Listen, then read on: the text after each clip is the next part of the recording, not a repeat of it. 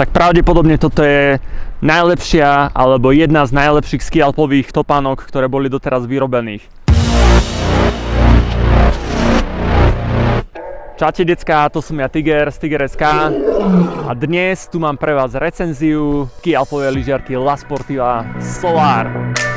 Tak poďme na to. O tom, že je to asi jedna z najlepších lyžiarok, ak nie najlepšia lyžiarka pre skialpinistov, ktorá bola doteraz vytvorená, som si nerobil srandu. Priatelia, dôvodov je viacero.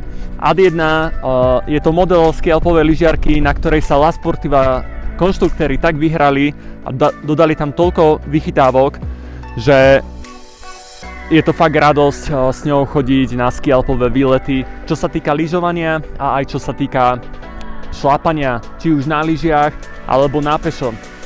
Pretože celú jar som mohol drtiť terén, ktorý bol už vytopený, musel som prechádzať úseky, nebol tam sneh a na tejto lyžiarke sa mi naozaj páčilo, že ma plne podporila v tejto aktivite toho, že som vlastne chodil na pešo. To isté aj na lyžiach, ja necítim nejako, mi trošičku chcelo zhodiť foťák, lebo nám tu fučka. Necítim nejako, že by som mal problémy s touto lyžiarkou. Páči sa mi jej systém klipsní, ktorý má dve hlavné klipsne a tretí má suchý zips na vrchu. Na začiatku som si myslel, že by to mohlo byť málo, ale opak je pravdou, pretože spodná klipsňa má dvojitý zapínací systém, ktorý je vlastne jedno zapnutie klipsne, druhé zapnutie klipsne a vďaka tomu diagonálnemu systému dotiahnutia tejto lyžiarky vám pekne stiahne chodidlo a viete si nastaviť, koľko ho stiahnuté chcete mať.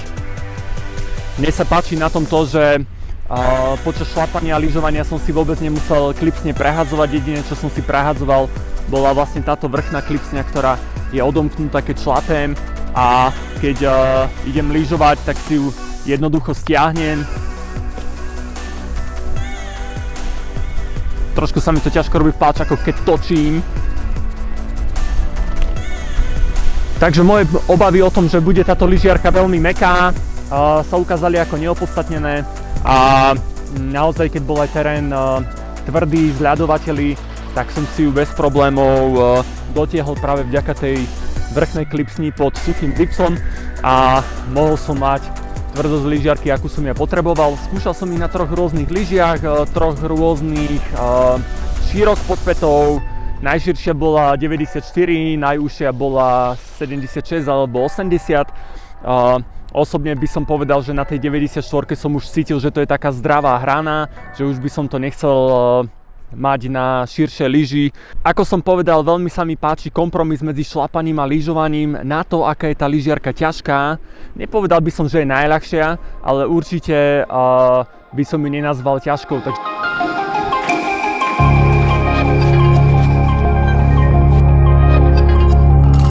Chodí sa v nej príjemne, prechodil som v nej celé doliny na jar, vôbec ma nerušilo, že tie nástupy alebo zostupy boli dlhšie bez snehu a tá lyžiarka ma naozaj veľmi dobre podporila.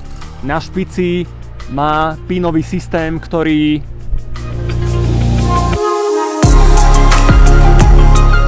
je nápomocný na zapínanie pínových viazaní, tým, že tam má vlastne drážku spravenú od spodku až do tej dierky, kam zapíname špicu, tak sa nám ľahšie táto lyžiarka dáva do techových viazaní. No a čo sa týka pety, tak tam má petu prispôsobenú na viacero viazaní. Super easy filozofiu dodržali títo konštruktéri aj na tom, že je tu zamykací systém swing lock,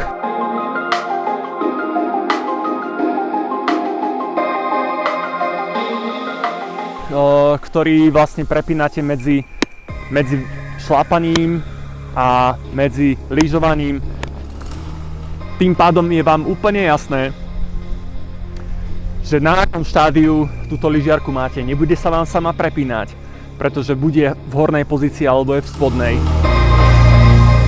Čo sa týka papuče, priatelia, tak tu som špeciálne nejako veľmi nesledoval počas testovania, čo som si však všimol je, že som ju nikdy nemusel dávať von zo skeletu lyžiarky na to, aby som si papuču vysušil, takže hodnotím vnútorný materiál ako dobrý. Jedine na chatách, horských chatách, kde bolo naozaj vlhko, som si radšej dal tie papuče na nejakú sušičku s celou lyžiarkou, alebo ak nebola tam možnosť, tak som si tú papuču vybral, ak by som ich mal náhodou veľmi mokré, lebo tam bola vlhko, za to by sa mi nevysušilo. Ale ináč s papučou nemám vôbec problém, že by som ju mal zatuchnutú, alebo že by sa mi tam robili nejaké plesničky, čo vlastne predĺžilo životnosť mojej papuče. Čo sa týka papuče a celého systému toho skeletu, tak tá lyžiarka sa naozaj veľmi rýchlo zapne. Viete si tam rýchlo dať nohu, celé si to zacvakať a viete v pohode ísť potom lyžovať alebo šlapať. Takže za mňa veľmi podaraný produkt. Videl som teraz, že La Sportiva už prišla aj s nejakým novým dizajnom. Neviem, čo to všetko obnáša. Na to, ako ju dlho mám, tak je vo veľmi dobrom stave, až na pár škrabancov, ktoré sa museli stať, samozrejme.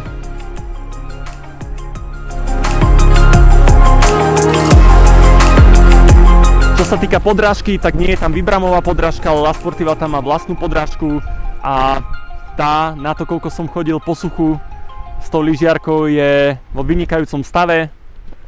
Špicu mám trošku okopanú a takisto aj petu, ale však na to tie lyžiarky máme, priatelia. Má super túhosť pri lyžovaní, čo ja ako nie úplne profesionálny lyžiar veľmi oceňujem a viem si ju presne nastaviť tak, ako by som potreboval. Priatelia, musím vám povedať ešte jednu dôležitú informáciu, a to, že lyžiarka je eco-friendly, pretože je vyrobená z materiálu Pebax, ktorý sa získava z ricinového oleja. To si zvedavý, čo je čo. No je to proste rastlina. A pointa je, že La Sportiva sa snaží k tomu pristupovať ekologicky, takže celkom čistá línia. Pebax je ľahší materiál ako materiály dosiahnuté z ropy. Aby ste ostali so mnou v kontakte na sociálnych médiách skôr, než vyjde recenzia o ďalších outdoorových produktoch, tak ma určite nezabudnite čekovať na Instagrame, na Facebooku a na webe Tigerecká ovšem. No a všetky linky, kde zoženete tieto lyžiarky alebo linky na sociálne siete, prípadne Patreon, nájdete v popise tohto videa. No a ja vám teda ďakujem pekne za pozornosť a vidíme sa kde? No vidíme sa predsa na horách, začína nám zima, decká. Čaute, ste pecka.